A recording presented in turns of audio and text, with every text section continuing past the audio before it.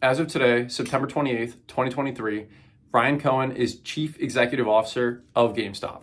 He also sent out a memo to employees today, and I'm going to go ahead and put it on the screen right here and read it to you right now, and then I'll share a brief reaction. So, the subject line, survival. First line, I'll be straight to the point. It is not sustainable for GameStop to operate a money-losing business. The mission is to operate hyper-efficiently and profitably. Our expense structure must allow us to endure any adverse scenario. Whether it's a difficult economy or revenue deceleration from shrinking software, we must be profitable. Our job is to make sure GameStop is here for decades to come. Extreme frugality is required. Every expense at the company must be scrutinized under a microscope and all waste eliminated. The company has no use for delegators and money wasters. I expect everyone to treat company money, like their own and lead by example. Prospering in retail means survival. If we survive, we stay in the game. Survival is avoiding the deadly sins that often lead retailers to self-destruct. This is usually a result of the following: buying bad inventory, using leverage, and running expenses too high. By avoiding these self-inflicted mistakes and focusing on the basics, GameStop can be here for a long time. I expect everyone to roll up their sleeves and work hard. I'm not getting paid. So I'm either going down with the ship or turning the company around. I much prefer the latter. It won't be easy. Best of luck to us all. Ryan. Honestly, I think that's a really powerful message to send your employees. It really sets the bar. As a shareholder, maybe you're following very much so what's going on. But if you're an employee, you're just going in there day to day. You're trying to get your job done. You're trying to earn your check, right? You're not necessarily involved with the stock, right? Of course, we see higher up executives being compensated in shares, so their interests are aligned. But just in looking from the top down, you really have to enforce that culture all the way. And I think that's really just setting the tone here of what he expects.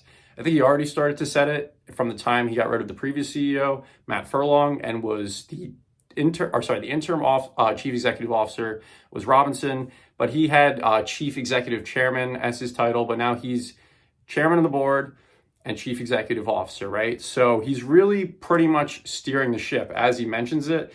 He says, I expect everyone to roll up their sleeves and work hard, sets a high standard. I'm not getting paid.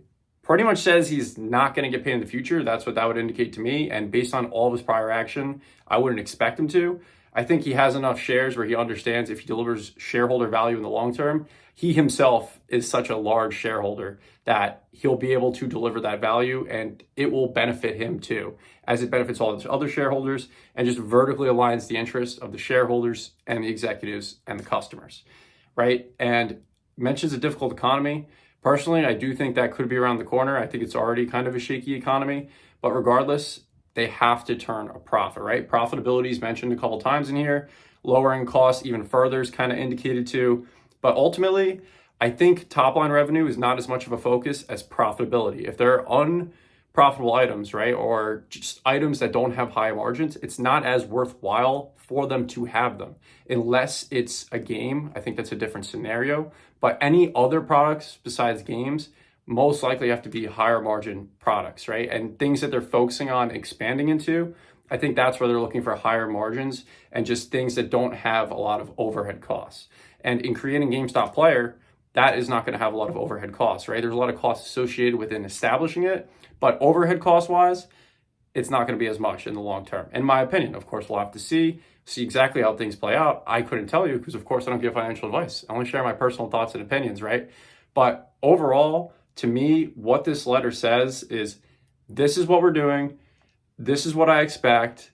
And I'm ride or die with this company, right? And I think it totally matches Ryan Cohen's energy. And he very rarely speaks, right? Or for something like this to come out, this is very, very rare, right? I don't often get to say, oh, this is what Ryan Cohen said today, right? So it's exciting to see. And, he says it won't be easy. Best of luck to us all. There's going to be more challenges ahead, right? There's going to be more ups. There's going to be more downs. Today, I think individuals are feeling pretty good.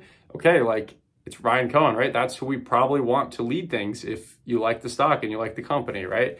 But we'll see what happens. That's all what it comes down to, right? Execution. But this is telling me that if Ryan Cohen's at the forefront of things and just really pushing forwards, and you read a previous article about his time at Chewy, it's actually a Forbes article if you look it up, They ask him about 3 different things in terms of leadership of what he expects.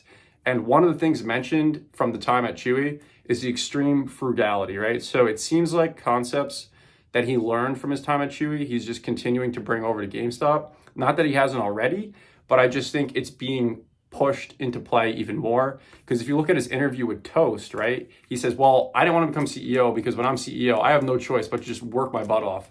I'll just be completely invested. I'll spend all my time. I'm going to be first one there, last one to leave type of vibe.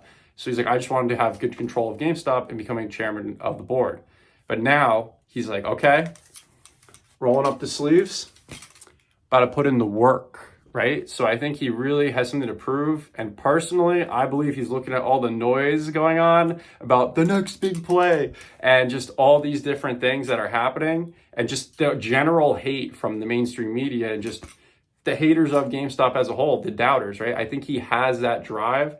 And it's like his Michael Jordan moment where he's like, I took that personally. But we'll see what happens. Those are just some of my thoughts. That's the letter. Have a good day.